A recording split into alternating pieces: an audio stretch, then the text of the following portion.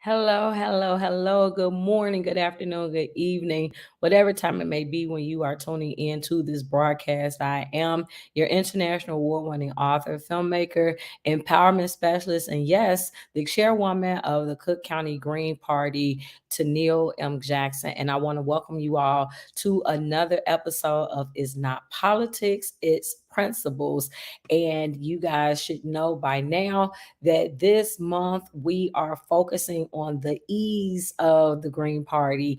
And when I came up with that name, the E's, it was really playing on the word EASE, the E's, like how easy it is to be a member of the Green Party or to be associated with the Green Party, right?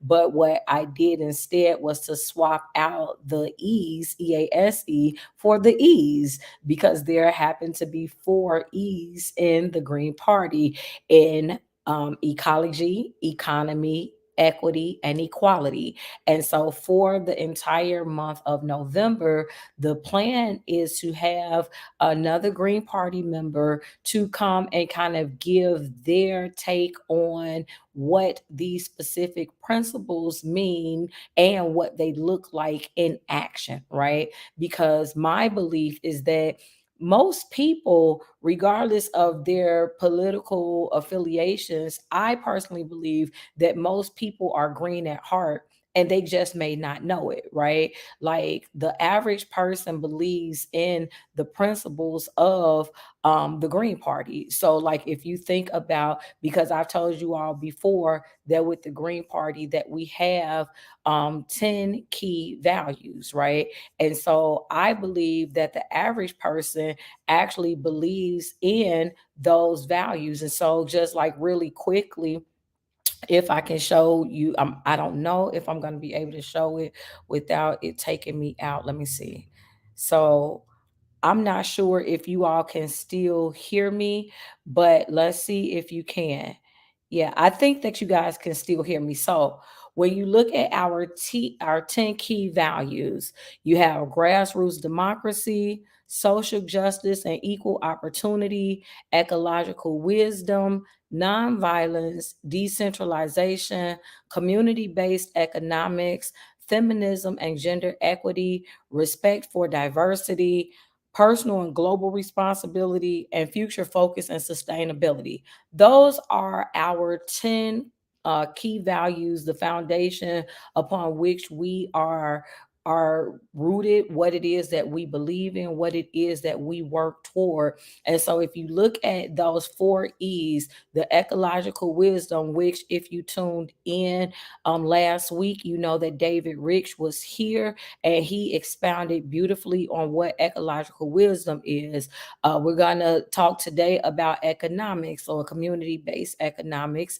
And I do have a guest that's going to be coming on a little later to talk about that. Then on next week, we're going to talk about equity, gender equity, and then we'll wrap up with equality. And so in either case, that's what we mean when we're talking about the ease of the Green Party. And like I said, to me, I personally believe that everybody actually has those principles. They believe in those things. So, regardless as to whether or not you align yourself with the Republicans, the Democrats, libertarians, or any of the other independent political parties, the average person will tell you that they actually believe in, nonviolence. They believe in equal opportunity, respect for diversity, gender equity. Most people, the things that we are founded upon, the principles in which we are founded upon, most people agree with. And so, my purpose of being here hosting this show is really to shine a light more on what it means to be green, right? Because I believe that the reason why more people are not affiliated with the Green Party is because we have to bring a greater awareness about the Green Party. For so long, especially living in the United States, living in specifically with me, Illinois, in Chicago, is such a standard for the duopoly that exists, right? So where the media shines brightly is on the Republicans and the Democrats, right? Because the average person may not keep up with the things that's going on in the news. So most people, and again, once upon a time, I was most people feel as though that they are doing their civic duty simply by going to the polls to vote, and then you vote your conscience, right? But the thing about it is, it's not necessarily that you're voting your conscience, because when you look at the Republicans and the Democrats, and I'm not saying all of them, but many of the choices, they don't align with your conscience. It's just the fact that you're saying, well, hey, if I have to go vote, somebody got to be chosen. And it's typically like, I like this person better than I like that person. Or even I heard more about this person than I've heard about that person.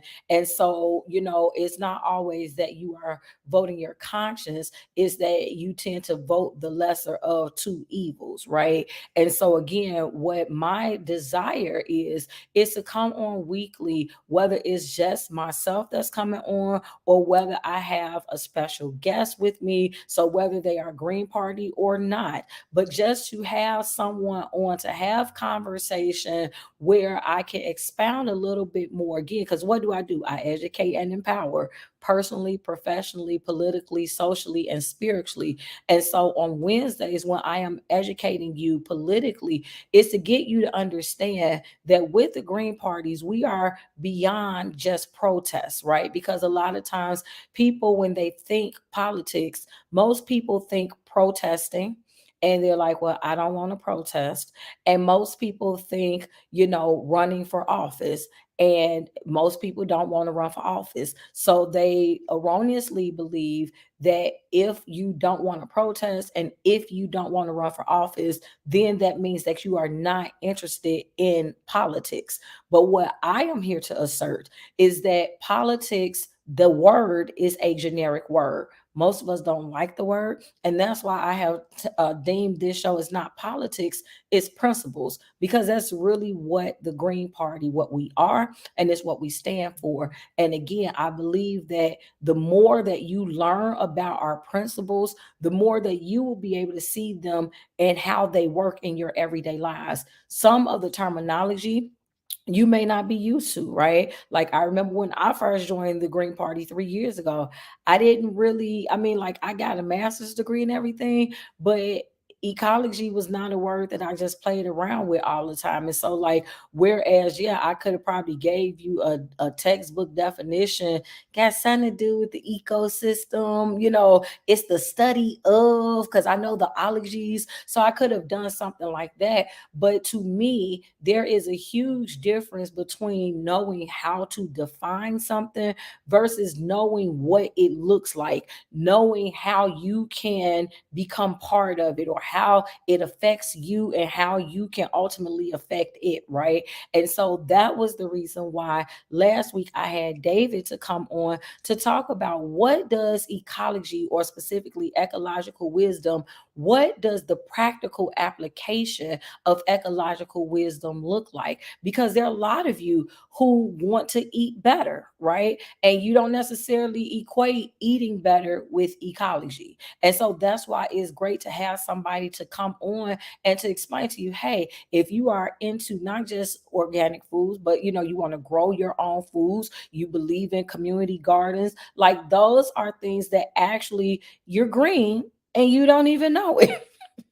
These are the things that we're trying to do, is to bring about a greater awareness. So again, for this entire month, I am going to be hitting you guys up with different the E's of the Green Party. So we have ecology, which was last week, and today we're going to be talking about economy. And like I said, I do have a guest that'll be coming on a little later, but what I do want to do is kind of go over what generically, according to the Green Party, what do we mean when we talk about community-based economics or green economics? And so I'm actually going to take a quick moment to read from the Green Party's gp.org's website. And it says green economics is rooted in ecological economics. And we just talked about ecology last week, right? So again, this is the reason why it is so key that we make sure that we understand what terms are. And like, I'm a person, and this has been from my foundation, like everybody has always just assumed that I was naturally smart. And I correct people all the time. No, I was not naturally smart. I had a very difficult time with comprehension as I was growing up as a young person, right? Like, I remember being in third and fourth and sixth grade, not fifth. I skipped fifth grade, but third, fourth, and sixth grade. And I remember getting homework, specifically social studies homework and specifically science homework, because those subjects we didn't resonate. Didn't click. And so, and in my household, you could only get A's and B's. C's were not acceptable. D's and F's were not even in the vocabulary. And so for me, when you got sent home with homework in those subjects, I didn't understand it naturally. So like, I would be the one that was sitting there with like a thesaurus. I would be sitting there, with a dictionary, with a notepad, writing out the definitions of these words that I did not understand. So before you had the teachers that were telling you, hey, write this in write the definition, put this in a sentence, I was naturally doing that because that's what I had to do in order to understand it. And so now it's like, even, and hey, David, thanks so much for tuning in. And it's like, even now, there are not always, I don't understand everything naturally, right? And I believe that the average person does not naturally understand anything that you don't naturally do. I don't believe that you naturally understand. And so my whole point, even in saying that, is to say that y'all give me one quick second. I'm sorry, y'all.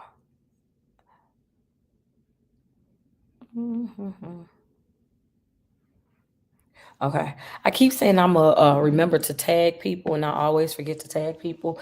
But anyway, the point that I'm making is, I think that for many people don't naturally understand a lot of terminology, legalese, jargon.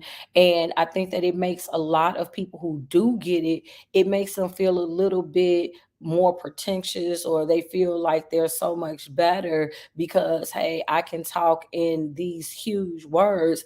But for me, being a person who is really into communication and effective communication, if you're talking in a language that I don't understand, and I don't just mean English to Spanish, but if you're using words and language and acronyms that I don't understand, then you're not really being effective in your communication. And so for me, when I came to the Green Party, I always tell y'all, I'm not a politician. I had not been following politics for 30, 40, 50 years. So I needed people to be able to break things down to me. And for me, the more that they're broken down in a language that I can understand it, now I can go back and I can explain it to the people that I know, because a lot of people are like me. And I think that that's how you all are as well, right? Like, once you get something, and sometimes as we get older, we may feel ashamed or, well, y'all do, I don't, but some people may feel ashamed or embarrassed to admit the things that they don't know. To me, I was always taught that there's no such thing as a stupid question, only the one that's never asked. And so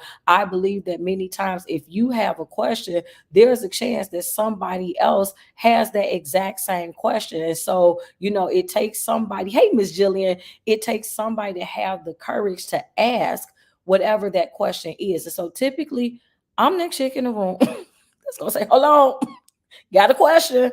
Can you please explain what you meant when you said? And so once I get it, then I'm going to make sure that other people have it as well. But again, y'all, that's enough about me. Today's show, again, we are talking about economy generically. Green economics, like I told y'all, we started out saying that it's rooted in ecological economics. And so we talked about what ecology was on last week. This week, I do have a guest that is here that's going to not just talk about economy, but community based economics and what that principle looks like in action. So please help give a warm welcome to my guest, fellow Green member, Gokhan Cukurova. How you doing, Gokhan? I'm doing great. How are you? Thank you for having me. Absolutely. Thank you for being on. So first, Let me why turn don't it you this just way. give everybody a little bit of a background on who you are? So if someone was to say, who is Gokhan? How would you answer that Ah, question? um, father of three, former professional photographer for almost 20 years.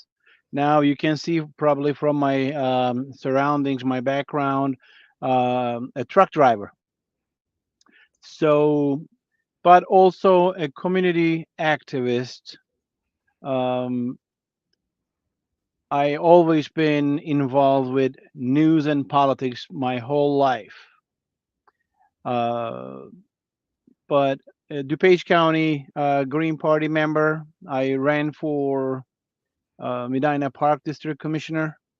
Narrowly lost by 46 votes. It was a great experience. Yeah. Just like you were saying, there's no stupid questions. There are only the questions that you don't ask. What do you got to lose? You got to ask them, right? But uh, that's who I am. I mean, very, very simple guy. I love it. I love it. Now, let me ask you said you've always been into news and politics. What was the attraction for you? When I was growing up back in Turkey, Istanbul, Turkey, we had only, uh, we're talking about late 70s, we had only one channel government owned TV station. Wow. Okay. Iran Iraq War, Iranian Revolution, Soviet Union being a neighbor country. So TV was always on for us, Mm-hmm. Mm-hmm. although people were fed by only government provided news. Of course, there were newspapers and whatnot, but TV was always on, so my ear was always hooked to it. Gotcha. And in high school, there was the war in Bosnia, the genocide, Mm. and that's when I started writing poems and start publishing in local newspapers, and I got banned, censored in high school. Wow. Wow. Right, because I was criticizing our government's reaction, and one day I remember I wasn't, I think, second year in high school, went to the editor to give my new piece, and then he says, Gokhan, I won't be able to take this because I had a visit, and Mm. they told me if I publish your poems one more time, they will shut down the newspaper. And I take that as a badge of honor, to be very honest with you. Yeah. Yeah. No, And I definitely would too. I'm sorry because I definitely want to hear the rest of that story, but I would too because that just goes to show how powerful your pieces were. Like the fact that it shook people. It wasn't just that they were reading just for the sake of reading, but it was I'm a person who always talks about affecting positive change, right? And so like everybody isn't always ready for change, but how did you said that you took it as a badge of honor? Keep going with that. from then on, I continue to get more involved and start heavily reading and getting organizing. And here we are, raising three kids and trying to explain them how world is really, not how we see it on TV. Yeah. Yeah. And that's the thing, because really the media controls the message, right? And that was something Absolutely. that Yeah. I was alluding to earlier, like especially in Illinois, probably within the United States, all you hear about are the Democrats and the Republicans. That's it. You don't really hear about any third party politics. And so my question to you is, what got you, like, when did you first hear about the Greens? Like, what got you interested in wanting to become part of the Green Party? I've known Green Party existing in many countries decades ago. Mm-hmm. Mm-hmm. And when Ralph Nader garnered 5 million votes and cost, according to the propaganda, cost Democrats to lose to Bush, Mm-hmm. I was not one bit sad. Why should people feel sorry for voting for what they really believe in? Mm-hmm. You know, you are not responsible for something you didn't vote for. I'm Yeah. not going to take blame for it. But more and more, I don't know if I'm getting into too much detail, but to me, Obama presidency was, I knew it would not deliver everything he said, but it was a bigger disappointment than what I expected. And that was the last nail on the coffin for me. Okay. Gotcha. But when I started running, gathering information for first time running for an office, I had, even though the office I was running for was not, uh, uh, it was not, what do you call them? It was not politically Like uh, a nonpartisan. affiliated. Not, it was a nonpartisan seat. Mm-hmm. Still, I did not reach out to local Democrats or local anything but the Greens because, like I said, I've known what they stood for Mm-hmm. decades. That's Mm-hmm. where I feel aligned with my worldview. And I reached out, and here we are. I love it. I love it. And I think you made a point that many people don't know. The Green Party did not just arrive. Like, number one, we've been around for a very long time, and it's not just a US political party. The Green Party is a worldwide political party. And so again, that's kind of one of the reasons why you and I exist, to try to help increase the awareness so that more people can understand what the Green Party is, what we stand for, and the fact that, as I've always said, I believe the average person actually aligns more with the Greens than they probably know, because you just hear, when we're talking about the media controlling the message, you always only hear about the Republicans and the Democrats. And I believe Right, that if you were to equalize the media coverage, and again, I'm not just saying just to add the Greens in, but I think a lot of people probably don't even know that there are more than just two political parties. I think that right, if you were to ask the average American, they probably think that there are only two parties. Or right, if you told them, hey, I'm going to give you multiple choice and select, if I give you, say you give them 10 choices and they have to select three other political parties that's not Democratic and Republican, I don't know that the average American would be able to do that, because they right. don't really think beyond those two things. Exactly. And so, It's not really, um, there are only two parties. There are only two parties allowed to survive. mhm, You know, it's like you're either gonna eat chicken or beef. right. How about I want some chicken? How about tofu? Or, Mhm, you know, mhm, mhm. How about fish? Maybe I don't want it at all, and but so, it will be much harder to corrupt yeah. a political movement that is um, based and empowered by the people. When it's corporations, it's much easier to control. and Mhm. corrupt.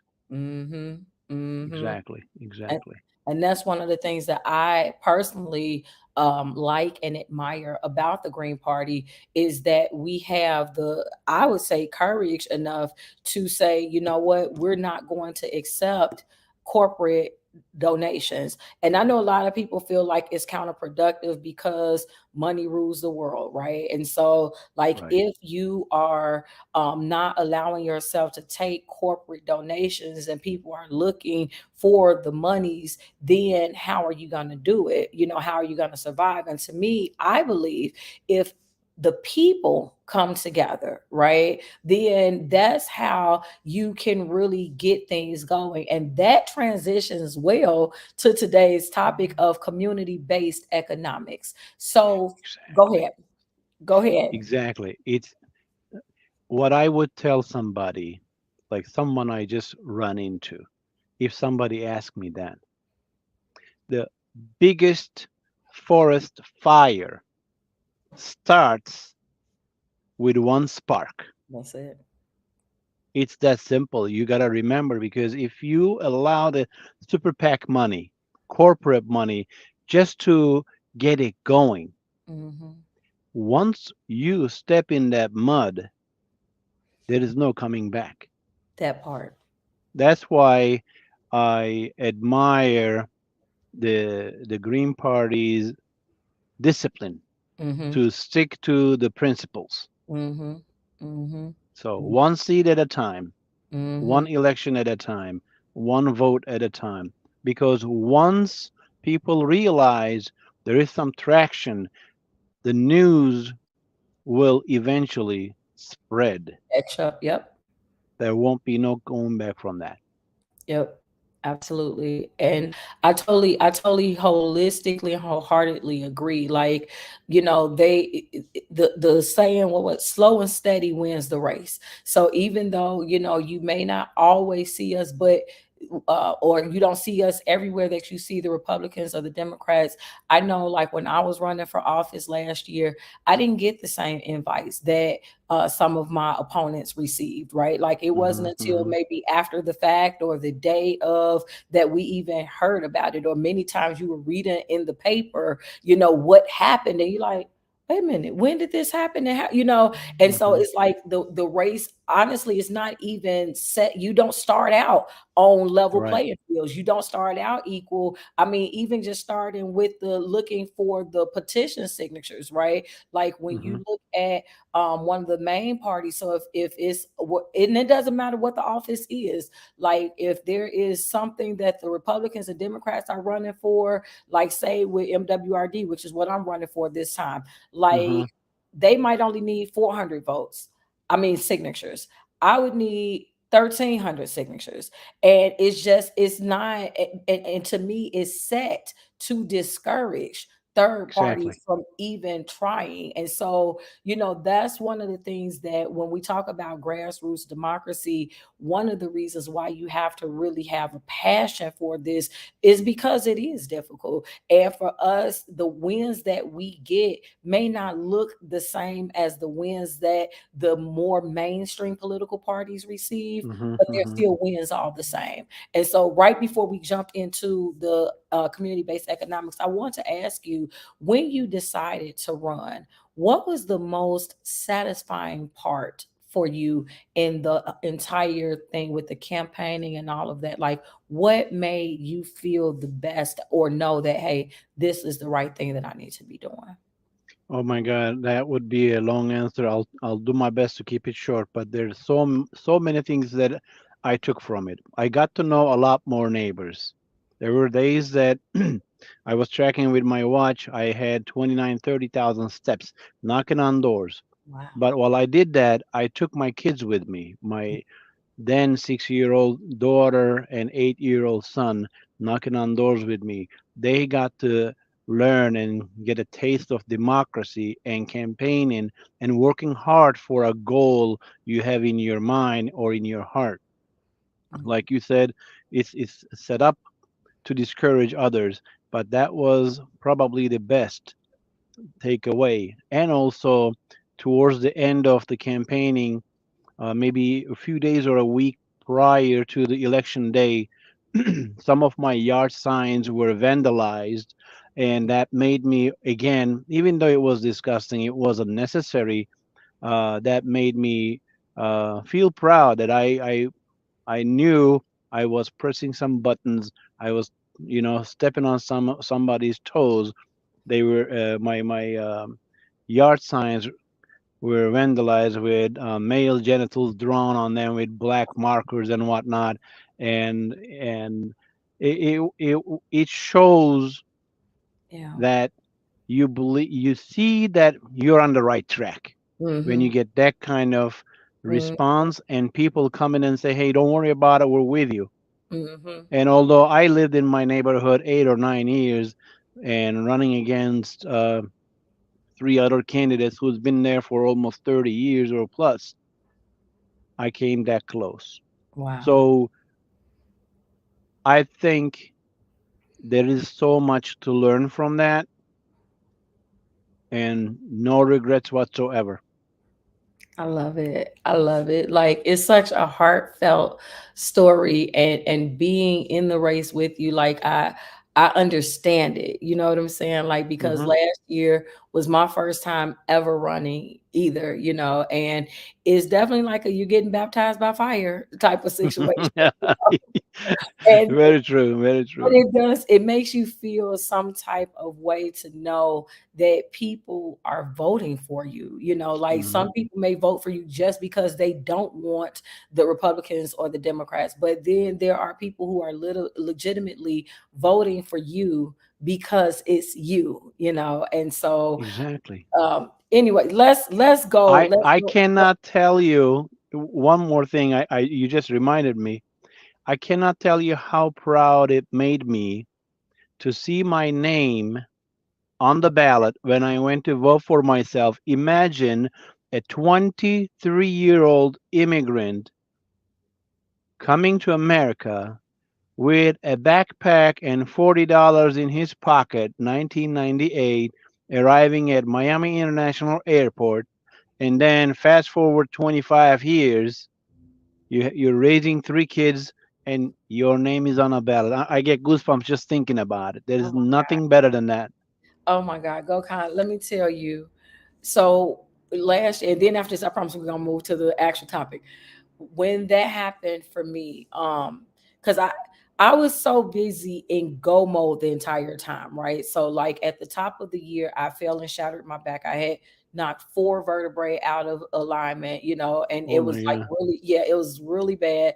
And when I say the Greens came together for me and they still petitioned and they were able to get me on the ballot, right? And so I went through physical therapy and all of that stuff and got together to get through the process. But the point is, it was so much focusing on the actual process the entire time. I was just in go mode, in do mode. But when election day came, and when it got time to actually go, like tears are coming to my eyes just now. Like I sat in that booth, and when it got to my turn and to see my name on the ballot, it Hmm. just it's no words for it. You know what I'm saying? I know. I Win know. win I've or been there. lose, I've been there. Yeah, I yeah, know win or lose, exactly. you won. You won because Right. like somebody else saw your name, whether they clicked for you, voted for you, whatever or not. Just the fact that I had so many people that said, I saw your name on the ballot. Or I didn't know that you were Mm. running. And that just it touches you and it motivates you like I think nothing else can. Right. Right. And Right. so Right. in either case, let's switch gears real Yeah, quick. let's go because I have 20 more minutes on my break. Yeah. So let's talk We could talk a lot more. All right. let's talk about community-based economics. But we've really kind of talked about how important community is just in general. Exactly. Yeah. But specifically, as it pertains to community-based economics, what are your thoughts about it, and generically, and then specifically to the way it pertains to the Green Party, community-based economics? Right. Right.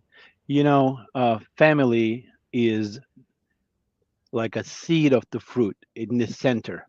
Hmm. Right outside that seed is your community. Hmm.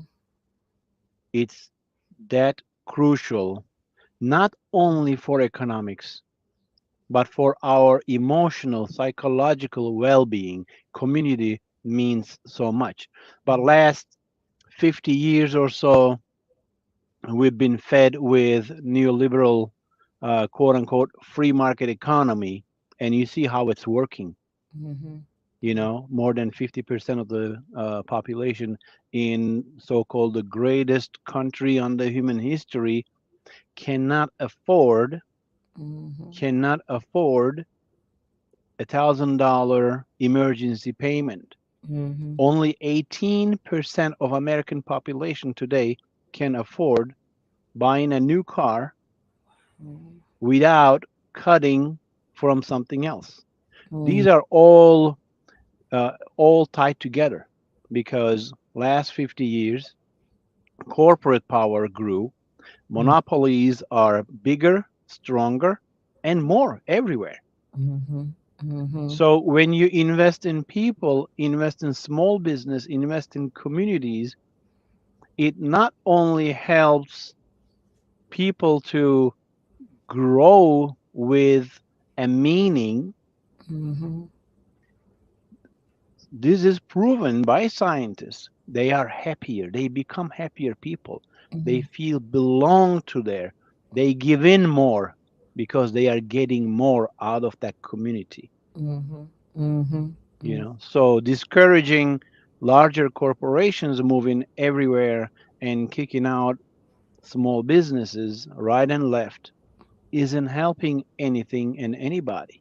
Mm-hmm. When Tennessee Valley Authority was created first 1930 to 33, only 2% of the area, part of Georgia, Virginia, Kentucky, Tennessee, had electricity.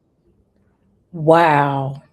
In 12 years, it not only brought that number to close to 80%, created jobs, Mm. created happiness, brought electricity, refrigerators. People's lives were lifted so much.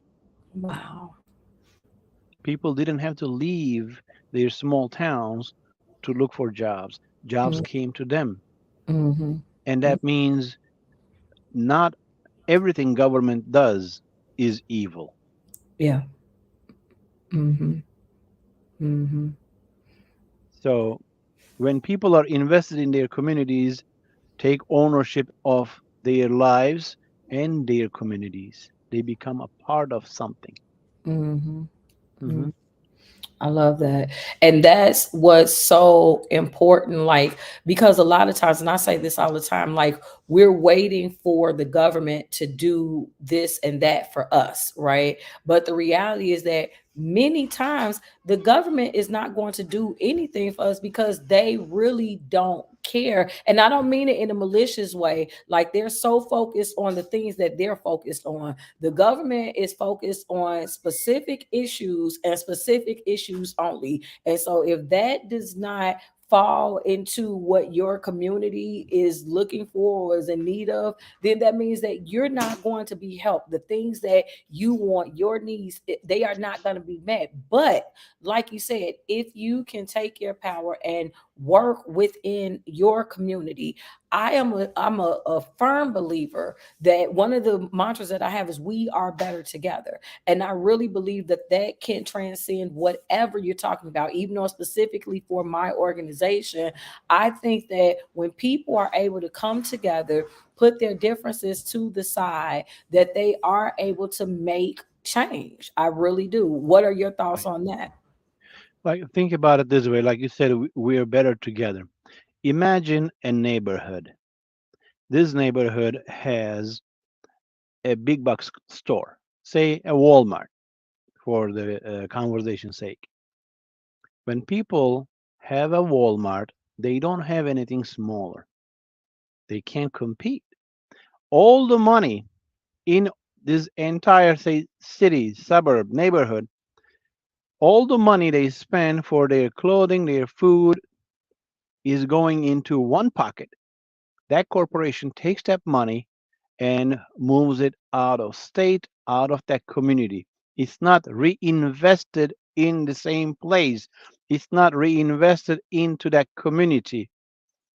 If that was different, if people, mom and pop shops, were able to get smaller loans, stand on their feet. When it comes to big corporations, oh my God, we're always like, oh, we can't let them fail. Why not? Why not? You let other people fail. So many people go bankrupt because of their healthcare bills. That's okay. Or they create jobs. You're talking about poverty wages, no benefits, a lot of times no overtime pay. I heard it was $50 billion stolen wages from employees last year. 50 billion cheated on overtime, cheated on this, cheated on that. So it has to be a radical change. I don't want to sound very pessimistic, but as long as the system is broken into pieces and money is taken out of politics, there is not much way out of it. It's gonna be a very uphill battle because they have the power and they are not gonna let this power go easy without a fight. 35 million Americans live in food deserts, and we are the greatest nation on earth. Sure, I won't be telling that to my kid. I'm sorry. That's not acceptable. I understand there are challenging and resilient neighborhoods, but if you don't invest in them, it's gonna be a circle. It's gonna be a circle. It's gonna be unending circle, and we gotta break that circle. How is that gonna happen? You're gonna vote for Green Party with principles. All right. You're gonna look for green candidates. You're gonna demand more inclusive democracy. I want my carrots. I don't want chicken. I don't want beef. You know what I mean? We're going back to that.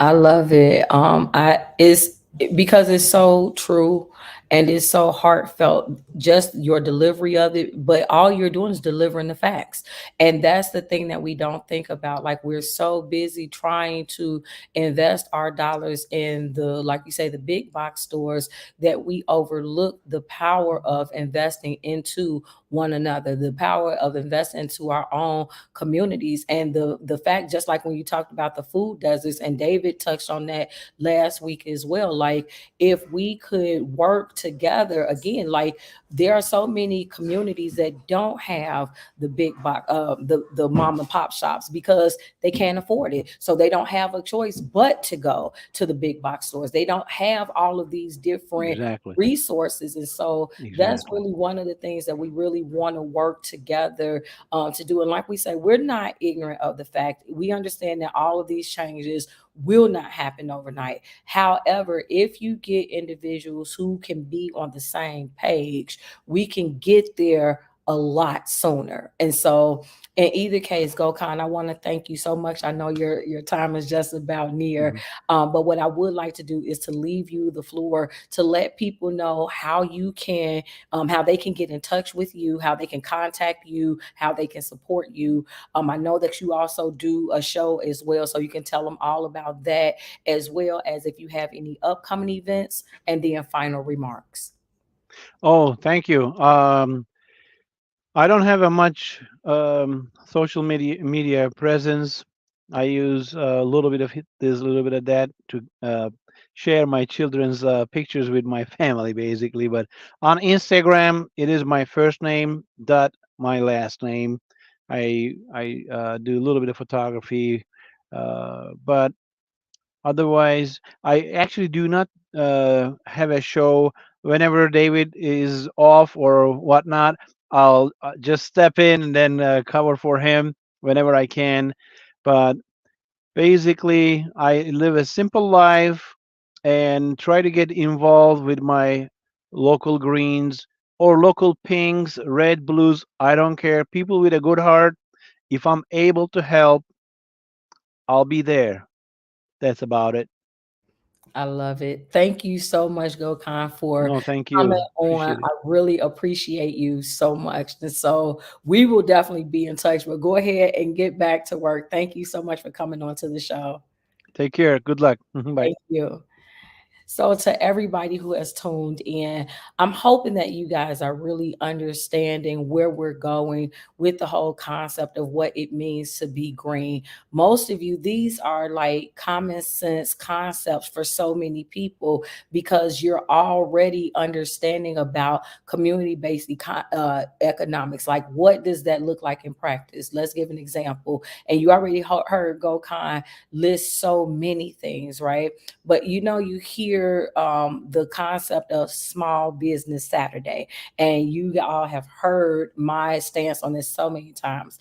But small business Saturday, the concept is, let's find a small business that's of people that we know, so aka community based business, and let's go ahead and support them. Now, why is it that we only will do this or subscribe to this way of thinking one day out of the year? I have no idea. It boggles the mind. We all know people, and especially in the day and time of entrepreneurialism, we all know people that sell products, that sell food, that sell whatever it may be. So, your books, your clothes, your jewelry, again, food, so many different things that individuals sell. But rather than supporting your next door neighbor, we would rather go to a Walmart, as he said. We rather go to, whatever the big box store, whatever the name brand store. We rather spend $1,000 on one pair of shoes rather than putting that $1,000 in our communities. And so I know that saying it like this probably ruffles some feathers, but I also, let me see. Uh-oh. Okay, so let's just make sure that I'm not getting stuck. Okay, y'all. Sorry, because it looked like on my end I was getting stuck.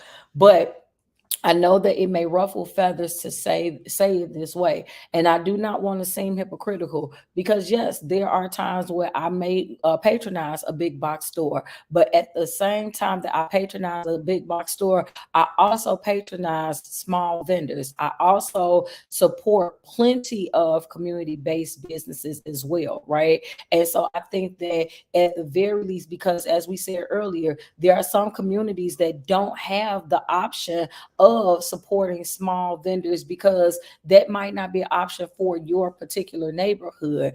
But when you can do so, you do not just have to wait until Small Business Saturday to find a vendor. Like those of you who are on social media, whether it be Facebook, Twitter, LinkedIn, Instagram, what have you, there are hashtags that you can use to find vendors. If you're just looking to do this, if you just truly believe in doing it, many people might not be on social media, understood, but there are plenty who are, and we have to become part of the solution, right? It is going to take us being willing to support one another. It's going to take us being willing to make certain sacrifices in order to support each other, right? There used to be a whole thing called Black Wall Street, and I'll save that for another day. But the whole point is to keep the money circulating within your community, within your neighborhood. And if you do that, then you can help to become part of the solution. And so I'm hoping that you guys are getting where we're going with this. It's not politics, it's principles. Today's principle was all about community based economics. And I just want you all to understand that we have a lot more power than we may be aware of. No, I'm not hating on any mainstream, anybody. Like, if you can sell your shoes for $1,000 or sell your bag for $1,000 and get people to buy it, then that's great, because I do not want it to seem as though I'm hating on that, or, insinuating that people can't do both things, because I understand that you can do both. If you have it like that, you can get your, so I'm not telling you don't get your shoes because I can afford to do both. That's great that you can afford to do both. But what I'm saying is, if ever it came down to choosing between the two, and I know that there are some other issues that include the fact that prices are not always set at a point that might be reasonable to prices may not always be set at a point that are reasonable to support, right? So we understand it's no perfect system. We understand that there are sometimes when entrepreneurs have to do a better job at setting price points, but also you do have to have an understanding to know that entrepreneurs don't have the volume. So the reason why you can get a Walmart to sell something for $1 or $2 is because they know that 50,000 people are going to come and buy that item. If an entrepreneur only has 10 people buying that item, then they're not going to be able to sell it for $1, right? So does that make sense? It's supply and demand. So if we support each other more, then it would actually make things a lot more efficient. Last story, and then I'm gonna leave this alone, and I pray I don't ruffle. Well, whatever, let the chips fall where they may. One of the things that I don't understand is when we are part of these bigger organizations, right? And so that I don't ruffle feathers, I will not name the specific organization that I'm talking about. But there are organizations that have, multiple entities that fall under that umbrella, right? And so to me, it just would seem like, so whatever it is. So, like, whether you're in a union, whether it's a church, whether it's a whatever, if you have one body that has, hundreds of entities underneath it, it just seems like what should be the right thing to do is that everybody within that entity should be able to support one another, right? So beyond just, just say, as an example, if I'm saying church, so rather than it just being we're coming together just a fellowship for a service, if you have all of these people that's in this body, that we can also support each other's businesses, we can also support each other's products, each other's services, and keep the money in that, in that community, and that is going to help more than just one body of people. But in either case, y'all get where I'm going with it. There are times when you just look at what's going on with the world, and it can make you a little bit frustrated, but that's why you should want to become more part of the solution, as opposed to just being part of the problem. Like, if instead of just complaining about it all the time, like, but we all have to be with one accord, and so what I am hoping is that you guys have learned a little bit more about what it means to be green. And remember, this entire month, so I have 2 more weeks. We have 2 more Wednesdays in the month of November. And so I will have 2 more guests. Next week, my guest is the co-chair of the Illinois Green Party, and she is going to be here to help me discuss equity and what the practical application of that looks like, what equity actually is, because many people use the word equity and equality interchangeably, but the fact is that there is a difference between the two. So next week, Anna Schiefelbein will be my guest, and we're going to be talking about equity. And so I just appreciate you all so much for tuning in. And again, remember, my name is Tennille. I educate personally. Personally, we come on talking about self-care, so how you can love on you better, love on others better, and love life better. And then Tuesday, I educate and empower professionally with aspects of entrepreneurship, and we're going to talk about writing and publishing and networking and marketing. And then on Wednesdays, I educate and empower politically with, it's not politics, it's principles. Thursday, we do it socially with inspirational talk. And then Friday, it is spiritually with get in alignment with your assignment. So, yeah, y'all, it's a lot, but I do a lot and I do a lot unapologetically. I live with purpose, in purpose, on purpose. So, thank you all so much for tuning in. And until next time, you all stay inspired.